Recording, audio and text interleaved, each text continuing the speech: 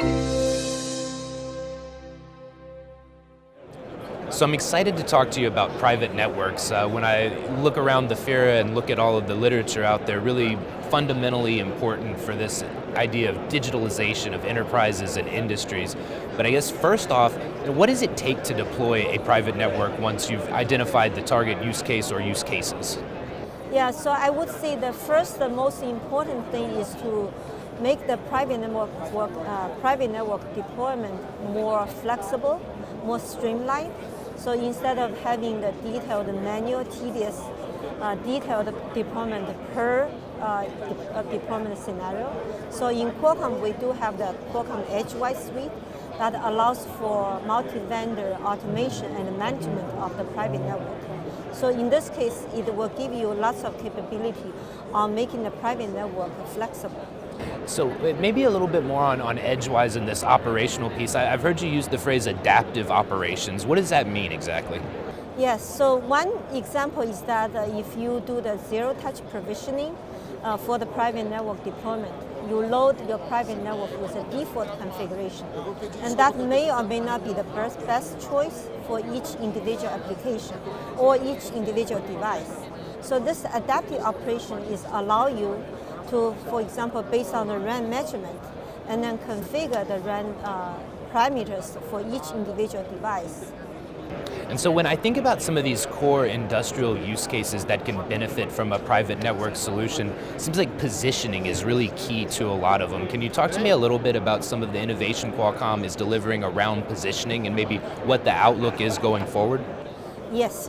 Actually, that's a very good point. So for lots of indoor private network application, right? Where one use case is to enable the indoor automation where the positioning information is a key.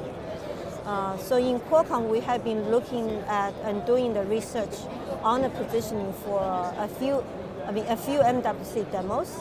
So we are basically showcasing that you can achieve centimeter single-digit precise positioning for the indoor by looking at the different frequency band and the classical versus the machine learning algorithm in an indoor challenging environment where the line of sight may not be always guaranteed. So RF sensing, you can view is a further evolution of the positioning.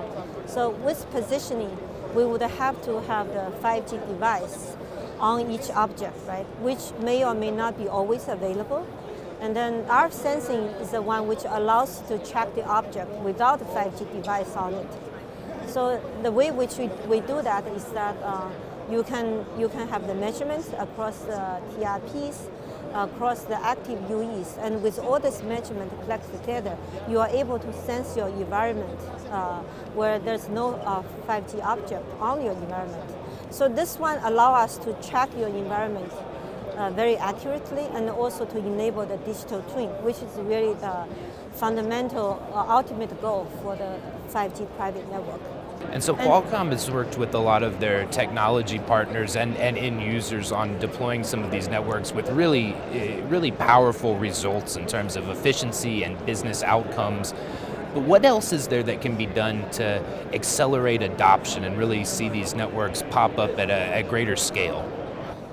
Yes, I guess one way to adopt a private network is to enable the plug and play for the partners where they may or may not be the experts on the wireless. So if we have the plug and play, make private network adoption deployment much easier, and that can allow people to embrace private network deployment with much greater flexibility and without incurring too much tedious work doing one by one. And so we've talked a lot about 5G. Is there also a role for Wi-Fi to play in this conversation? Oh yeah, of course, yeah. So I view the 5G and the Wi-Fi, they have the pros and cons, and they are really meant to be complementary for each other. So for the cases where the Wi-Fi is sufficient, we should continue using Wi-Fi. And for the cases where you need a higher throughput, seamless mobility, and then large coverage areas where, of course, the users travel from one AP to another.